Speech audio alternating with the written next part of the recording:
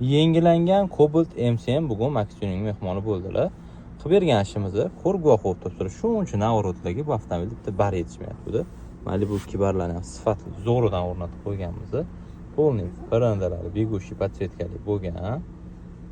Elektronniy ruchnoy tormozlari original, ovozsiz ishlaydigan o'rnatib berganmiz. Besprovodniy zaryadkalari bor, usti karbon. Kranshtayn bilan qotiriladi, pol teshilmaydi. Bu yangi Cobaltlar Denabagli fozda chiqyapti. Biz mana bari knopkalari ulab ishlatib berganmiz. Joy-joyida ideal ishlaydi. Bu qo'shimcha knopkaga bagaj ochadigan qilib berganmiz, xudo xolisa. Xo'p, undan tashqari bitta gibrid Neva Polik istedlarimizga akkuratni chexollar qilib berdi. Keyin kelganlarda bir avtozapus qilib beramiz. Ma'mulagan oq podsetka qilib beramiz, chunki polniy oq ekan. Multi cruise control o'zida bor, kojinni qilib beramiz.